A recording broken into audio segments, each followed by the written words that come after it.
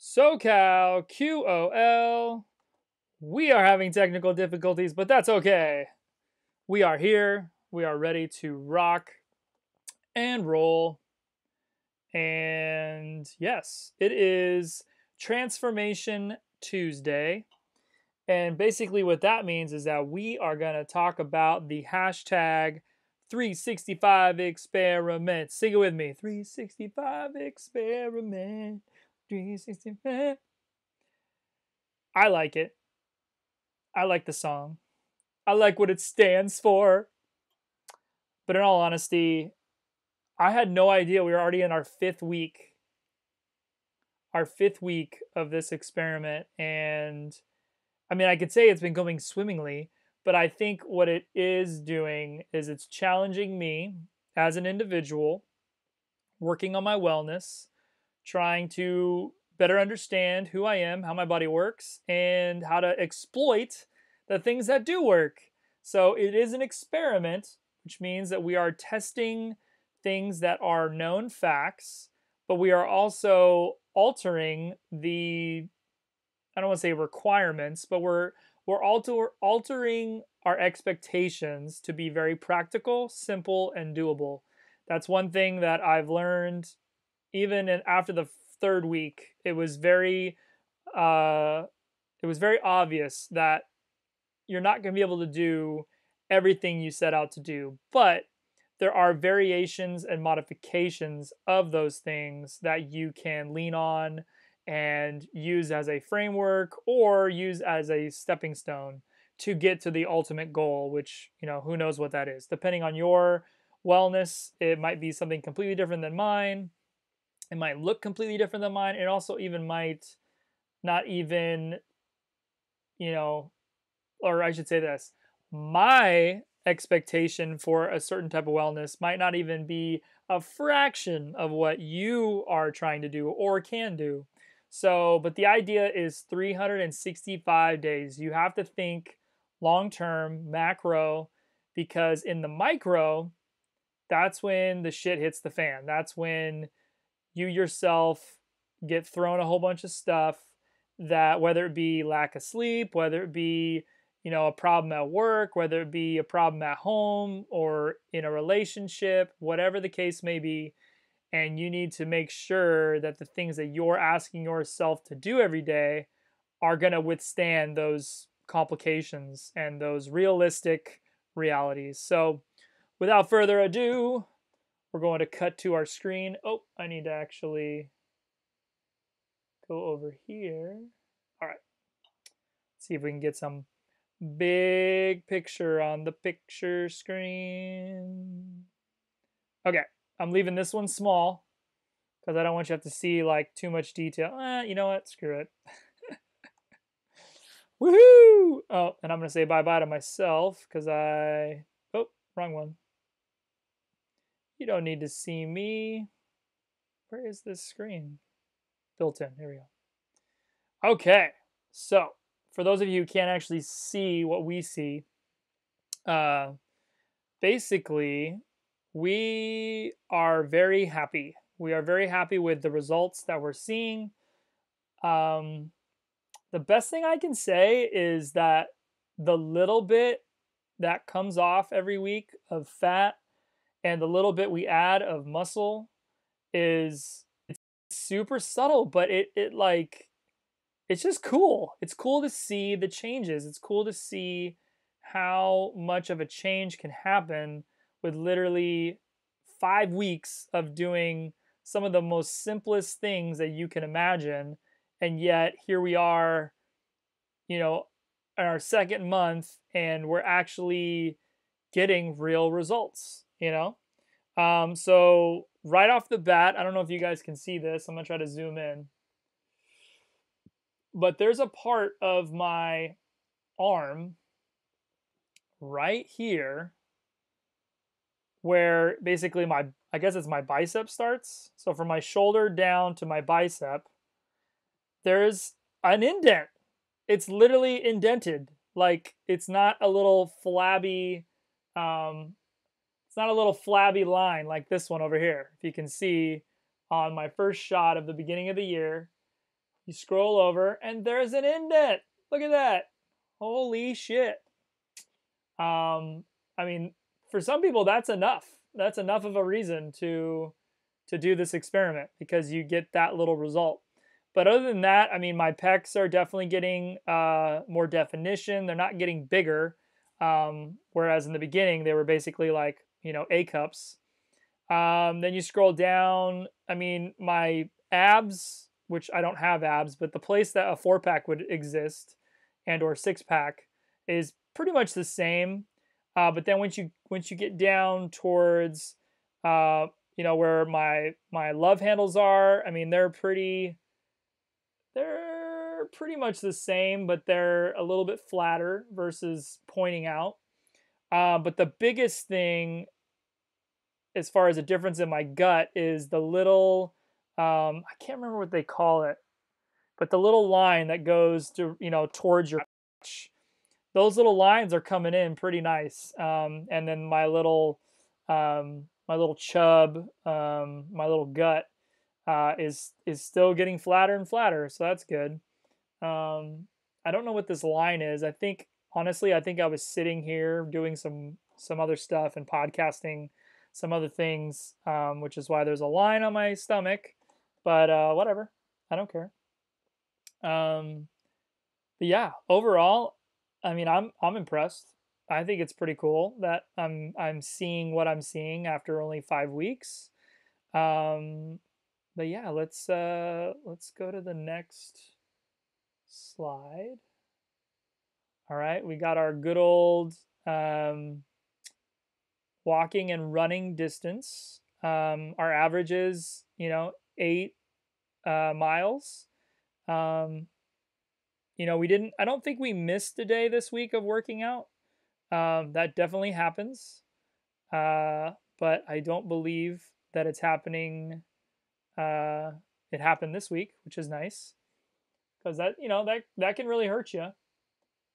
Our heart rates, minimum is 48, max is 190.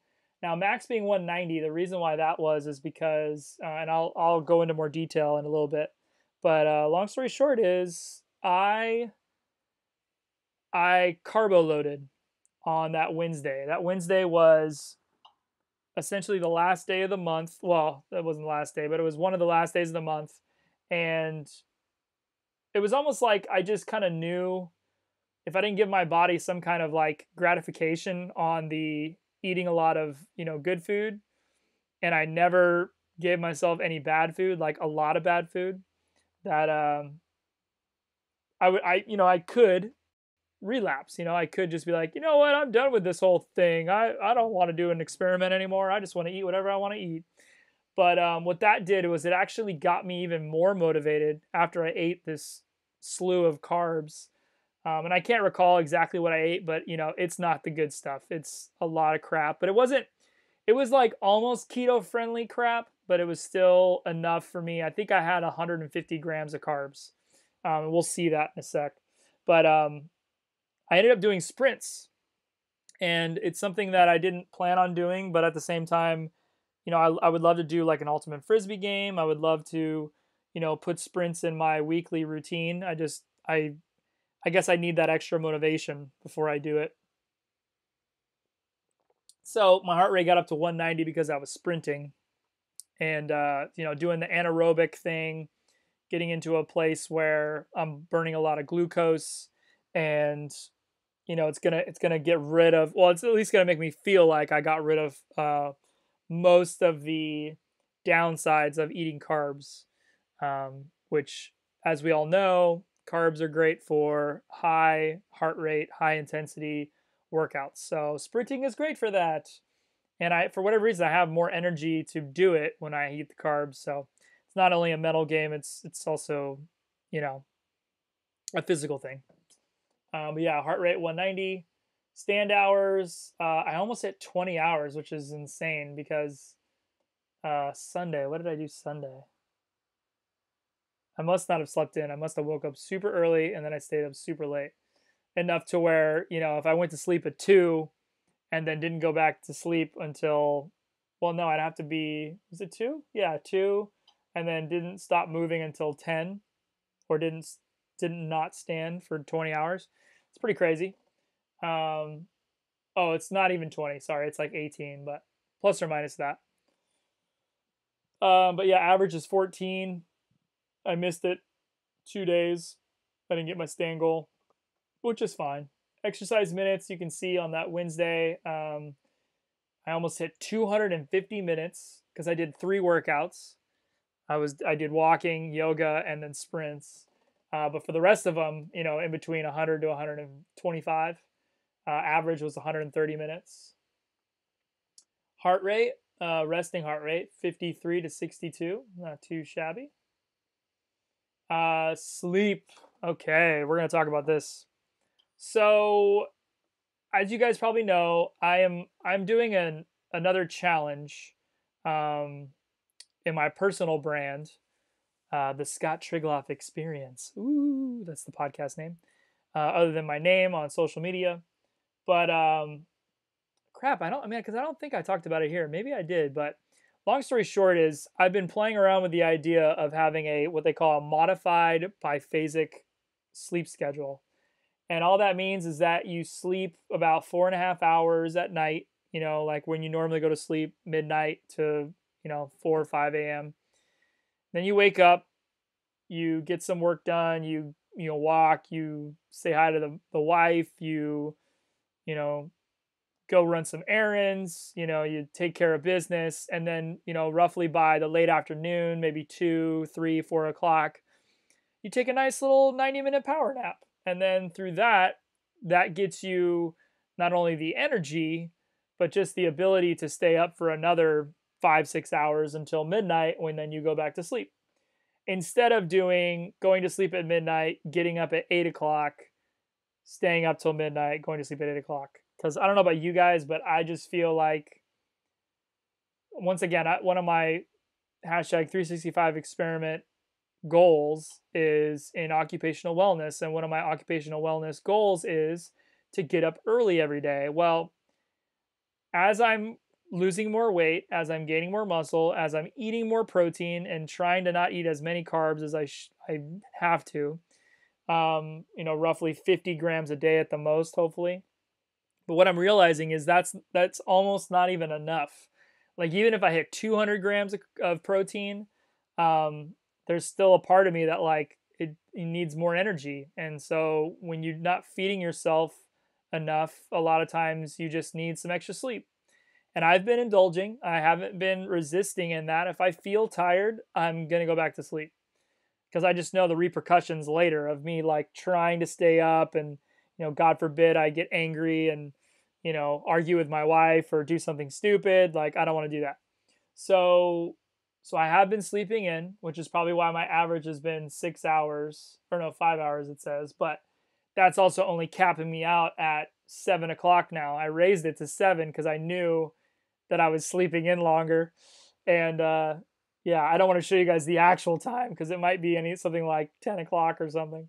But odds are I should leave this window the way it is, or actually I should shrink the window. But I just wish there was another part where you could add like a nap later or something. But I mean, maybe I can make notes of it. Anyways, all that to be said, what I realized though is, even talking to some friends of mine, basically what I'm mimicking is like the Spain lifestyle, the siestas, and essentially the thing where you eat later, stay up later, you wake up, you do your job, by mid-afternoon you take a nap, either because it was too hot or outside, or the businesses shut down until 8 or 9 o'clock when they reopen, stuff like that. So essentially that's kind of where I'm landing. Like, that's kind of the reality that I have right now. So I'm playing around with keeping this sleep schedule like this way, this modified biphasic kind of lifestyle, sleep schedule. But then also I want to actually push my intermittent fasting from, instead of like noon or 1 o'clock and then eating till 7, I'm actually going to try to push it to like 4 or 5 o'clock and then stop eating around, 10 or 11. it's kind of like where I'm at, because what I've also realized is that if I eat, like for example, last night I ate at 10:30. You'll see later in my diet and stuff. My wife and I went out to dinner with some friends, some amazing friends. Hello, friends, if you can hear me. And we ate at Seasons 52, which I didn't know was based on the 52 weeks of the year and the fact that they recreate their menu every year and do this stuff where they pull from different things and they switch it out. So that's kind of cool.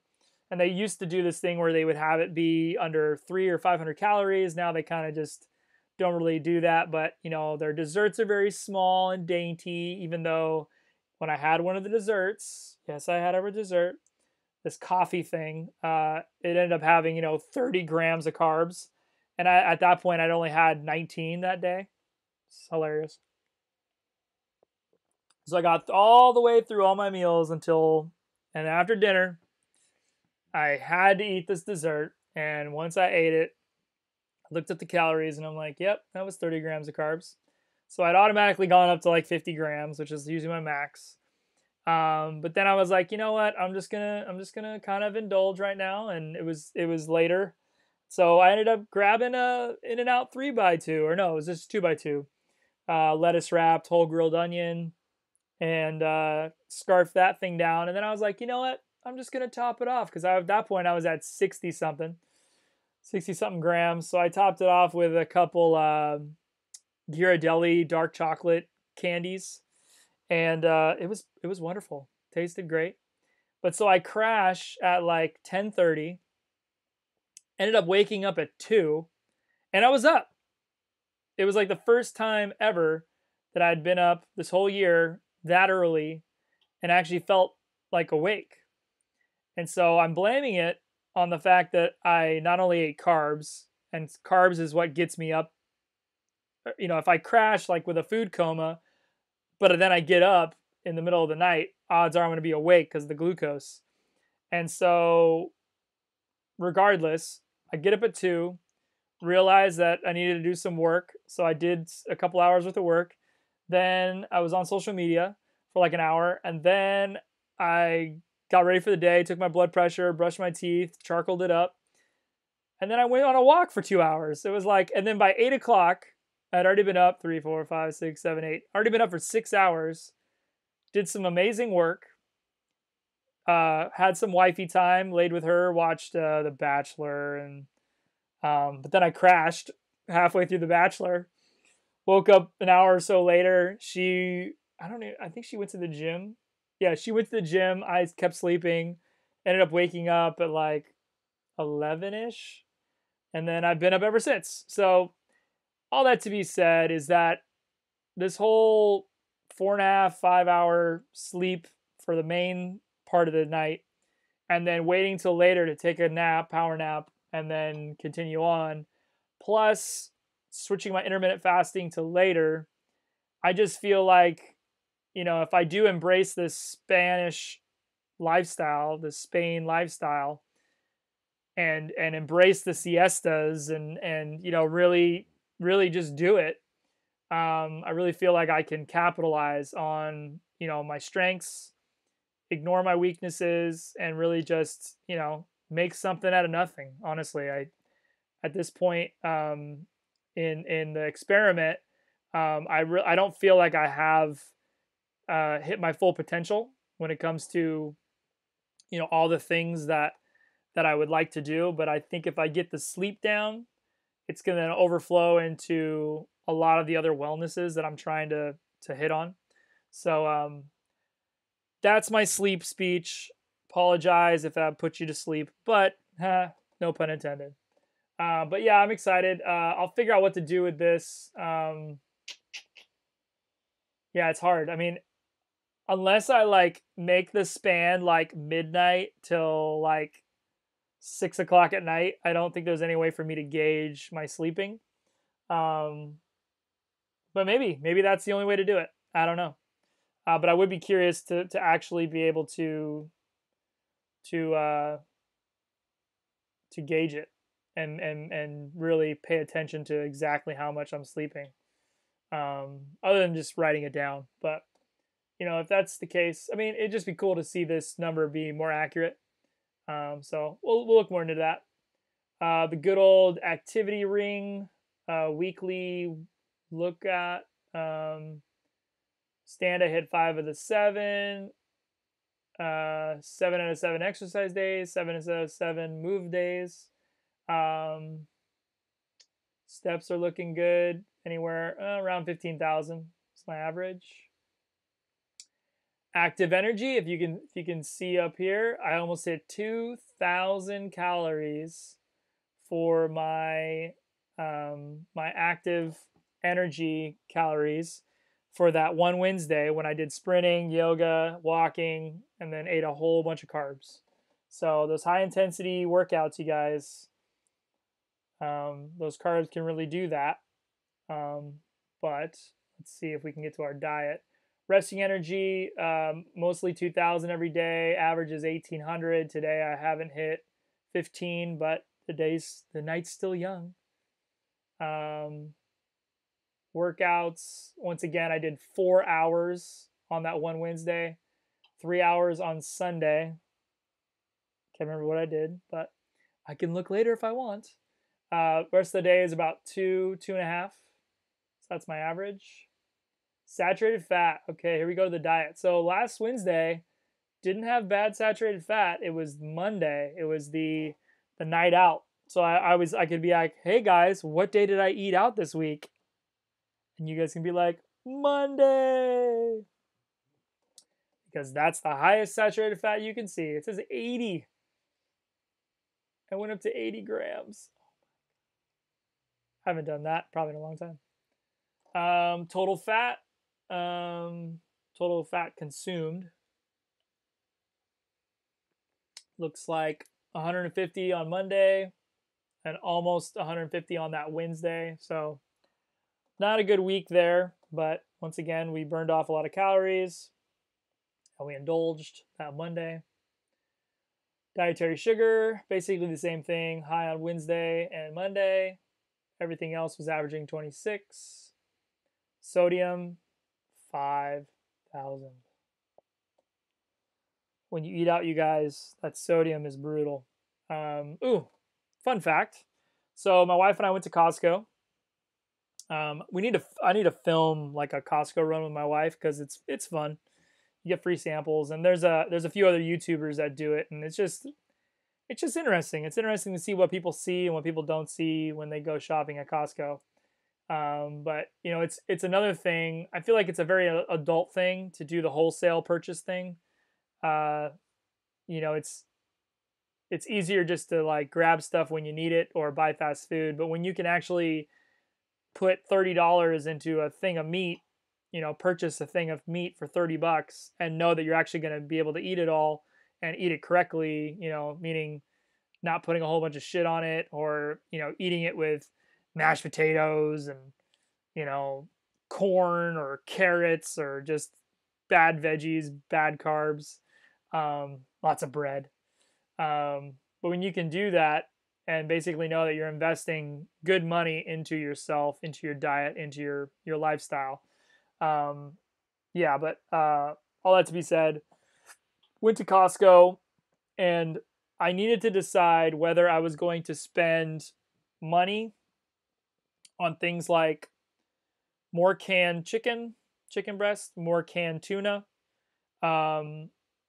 or getting things like smoked salmon or regular, chicken breasts in the Foster Farms, like pre-concealed, not containers, the little packs. There's like 6 little bundles of chicken breasts, and each one has about, I think, 8 ounces or 12 ounces worth of chicken in it.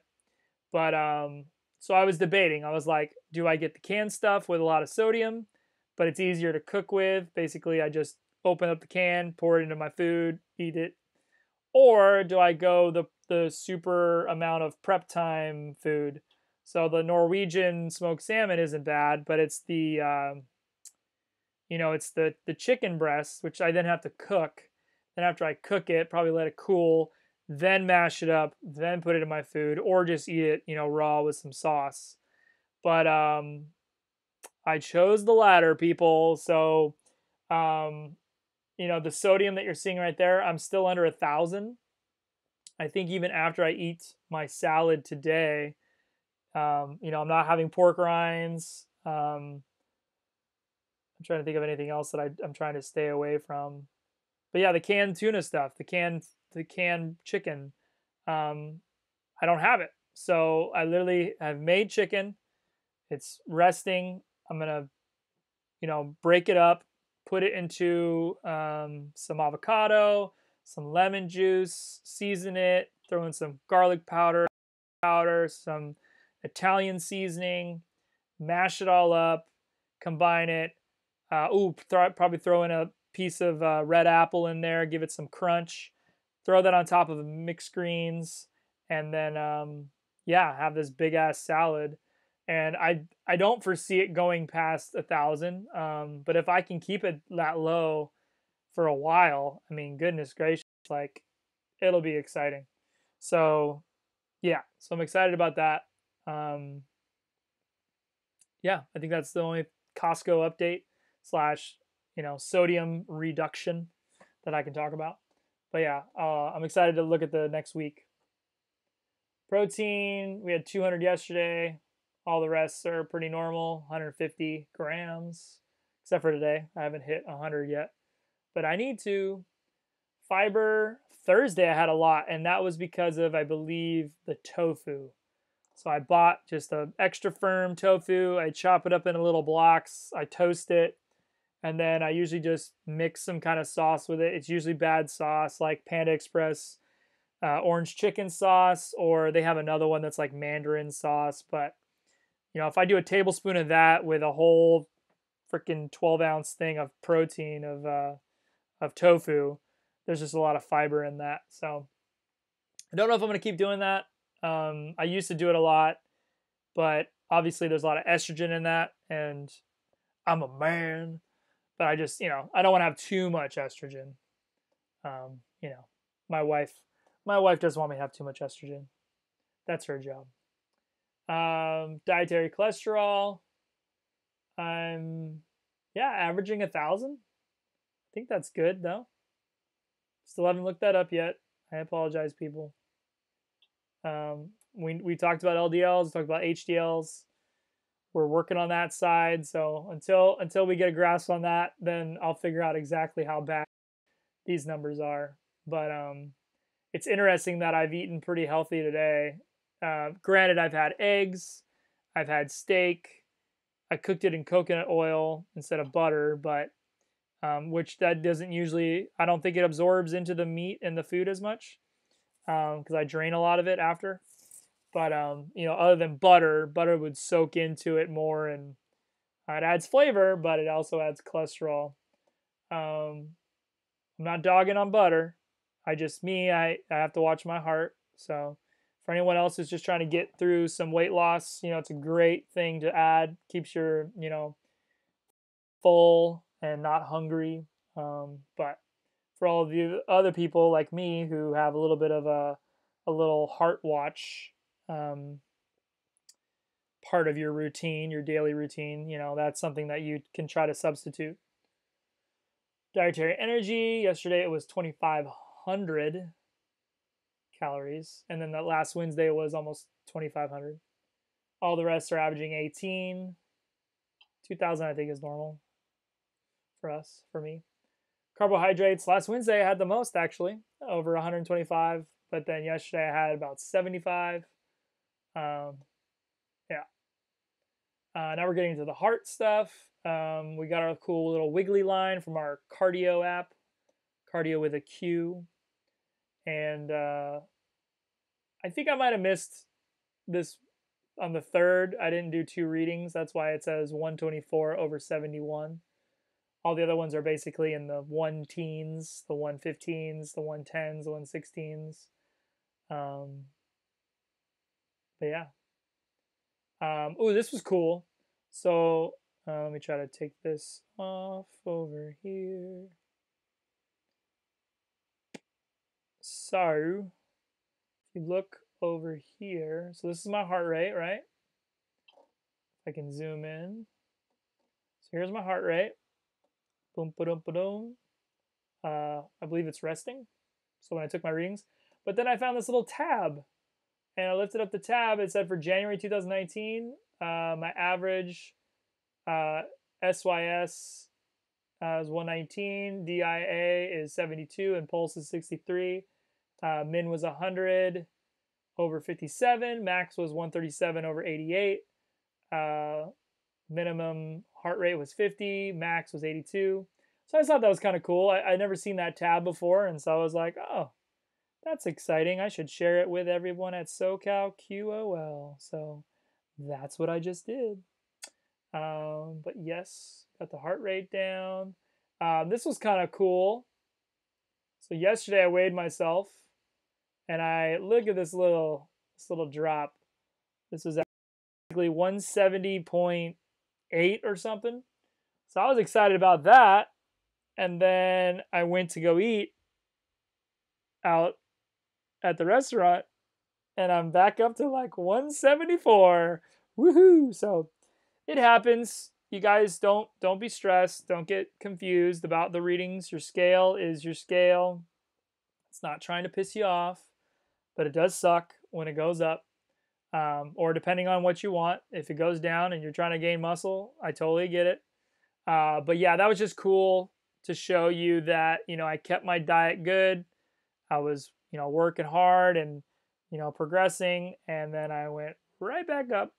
But overall, I mean, we're seeing it go down overall, It's like an index on the stock market. It either goes slowly up or slowly down. But no, the index is supposed to go up, sorry. But a reverse index scale. But anyways, yeah, I'm not worried about it. It happens. You're gonna have ups and downs. The idea is, where are you headed? So yeah, I was happy with that. BMI and our fat percentage, if you can see, it dipped pretty nicely. The BMI got down to 22 point. I have the slide, but got in the 22s again, and then our fat percentage went down to 17. So here's that shot. So this was yesterday morning before I ate out. But yeah, 17% body fat, 17% muscle, 59% water, and 5% bone, with a 22.6 BMI. So just to recap, at least in the next 14, 15 weeks, I plan on hopefully getting down to, God, like, if we can get the BMI down to 20, that'd be awesome. If we can get the body fat percentage down to like 14, 13, I don't know about the muscle, maybe get it up to 20%. I don't even know what the good percentage is, but water I think it can be around 55 to 65, and then bone should be around 5. But yeah, overall we're cruising, guys. Oh yeah. So I took out some people's names here, but I hope you guys know that you guys can literally challenge your friends. You share your Apple Watch stats with your friends, and then now because of the new update, that came out, God, I think last year, you can challenge your friends. And so what's funny though is that I've got people that I'm challenging that, they go to the gym, they work out hard, like harder than I ever could and or would want to. But as I was challenging them, and they were like, after the first day, they were both like, wait a minute, like, how did you already hit your 600 point max for the day? And I was like, well, I go on a 2-hour walk every day.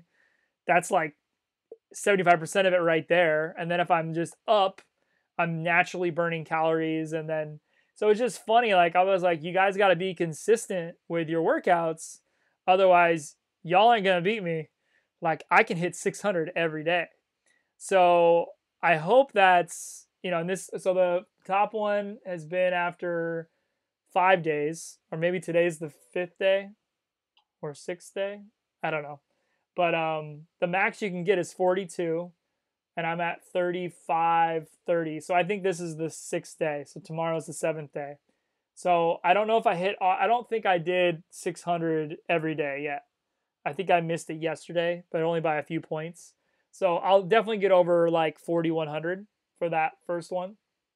But for the second one, it's been it's only been 3 days. And, so we're like halfway there. And as you can see, I'm still basically doubled everybody else's. So, like I said, it just goes to show you that, when you do things like these challenges, it's all about consistency, sustainability, and just doing stuff that's practical. I even talked to a friend who, he really wants me to go to the gym because he sees me doing these videos of me doing push-ups and pull-ups, and he's like, yeah, that's nice, that's cool that you're trying to motivate people and like do things outside. He's like, but why don't you actually go to the gym? Like, why don't you do like a real workout? And I'm really trying hard with this hashtag 365 experiment and just SoCalQOL in general, that it's not about the I don't want to say bragging. It's not about the reputation of what your workout is, It's not about the fact that you can be like, yeah, I went to the gym, did my deadlifts, I'm lifting this much, and I'm running 10 miles. It's like great. Can you do that every day? And 99% of them are going to say no. 99% of them are going to say, well, I mean, it's all about, like I got to do my leg day, then I got to do backs and buys and chest and tries. And I'm like, yeah, that's great. But do you have something to do every day? Are you spending 1 or 2 hours every day actually committed to doing that and going, like, physically driving to the gym, you guys? It bugs the shit out of me. Like, spending 15 to 20 minutes just to get to the place that you're going to work out, that right there, check off my do not do list. I just like, unless I'm going to walk to the gym, so I do my little workout walking to the gym. And then once I get to the gym, I'm already warmed up. So I just hit, whatever things I need to hit. And then I walk home, like that would be me. But, unfortunately, that's not the reality that I live in, because at the end of the day, one, I don't want to spend money on a gym pass. Two, I'm trying to, like I said, do things that are simple, practical, doable, things that I can do up into my 80s and 90s. That's basically what I'm doing. And so when I'm trying to translate that to people via a sharing Apple Challenge app or through a text message of a friend who's seen my videos, I'm not trying to show off. I'm literally not trying to do anything other than something I can do every day, and I can maybe even do multiple times a day depending on what it is. And so with that being said, I'm really hoping that as I show my progress, as you see the results, and as you can compete with me and see that, the stuff that we're doing at SoCalQOL isn't just like stupid, and it's not so little amount of work that it's not going to give you an improvement. It's actually going to give you a lot of improvement. The idea, though, is that we can do it consistently. And so, yeah, I think that's all we got for today. Appreciate all you guys, taking the time to listen. If you do listen to these Transformation Tuesday podcasts, because at the end of the day, I mean, I'm just here for you guys. Yes, I obviously have my own, agenda when I do these, but it's also because I don't necessarily have a little batch of questions in my back pocket. I don't have any other resources to funnel content through. So by making these themes and having something like Transformation Tuesday and having the hashtag 365 experiment, what that does is it's automatic content. It's automatic documentation. It's automatic information that I can share with you guys without skipping a beat. Because it's not hard to do this stuff. It's just something you have to commit yourself to doing all the time. So yeah, we hit 40 minutes, which is always nice. But yeah, I think the rest of this month's going to be good. I think we're going to see some real results that are going to look impressive to people that would probably laugh their asses off if they saw what I was doing every day. Literally spending, at the minimum, 15 minutes of stretching / little yoga poses to up to an hour and a half of yoga. If I miss a day or if I want to catch up or, if I just want to feel better and commit to that. Or, my little daily posts of push-ups and pull-ups and chin-ups and, I'm doing incline push-ups. Like, they're not hard. That's not the point. The point is that I'm doing something. Because I'm not having to go to the gym and do these reps in the span of an hour. That's the last thing I'll say about the gym. But I hate the fact that if you're under a time restraint, it's like the most stressful situation. Because you're like, well, I want to walk for an hour and a half, but I only have an hour. So I'm screwed. Thanks, Jim. Good old Jim. But yeah, that's just me, guys. That's just me. We're going to have people who work for SoCalQOL and who represent SoCalQOL that go to the gym every day and or have a routine at the gym and love it to death. And we're going to share that information to you guys for sure. Like my wife loves the gym. I went with her to the gym that day I went, and literally the only reason why I went is because I didn't go in the morning and it was raining and I didn't feel like walking. So I was like, I'm going to figure out a different way. Oh, free LA Fitness Pass for the day. Woohoo! Not doing that again, at least right now. But yeah, to sum up this 5th week of our Transformation Tuesday hashtag 365 experiment podcast, yeah, we're gonna impress people that didn't know they could be impressed by these little things, this macro lifestyle. And I was gonna do a podcast this week with a gentleman who's kind of encouraging me to do some other types of mental, emotional, physical workouts. But then he definitely mentioned to me about the certain ways to do a push-up, and I said, yeah, that's great. Like, I am more than happy to get into the true aspects of a push-up, and how to make it like hurt real nice. But until then, my goal is to hit 100 push-ups, and I can't do 100 regular push-ups at all until I do them. And so I'm not going to add on more stress, more things, more pressure when my goal isn't that. My goal isn't to like drastically contort my body as I'm doing a push-up just to say I can do that. It's because that's for show to me right now. I'm sure in the future, once I can do 200 regular push-ups, I'll be more than happy to go the extra mile and do the declines and do them on random things, or do the diamonds, do the super wide, do like the one arm. Like, I'm not opposed to it. I think it's funny how you get these recommendations from people who actually don't know the reason why you're doing something. And once you say, I'm just trying to think practical, simple, and doable, and you communicate that, like, I'm looking at long-term, bro. Like, as much as I'd love to try your thing, like, that's not the point of what I'm doing. And, that's nothing against them. And that's not to limit or insult anyone. That's literally like, before you recommend something, like, I would never recommend something to you unless I knew what your goals were. That's all. And so I assume when people comment or post or reply, I should say, to something that I'm doing, it's because they know where I'm at. They know that I'm trying to, do a challenge, or, I'm doing an experiment. But that's not always the case. So as we hit 45 minutes, y'all, I love you. I appreciate you. Please like, subscribe, share this podcast, rate it, and review it if you can as well. And we love you guys. We'll see you later. Bye-bye.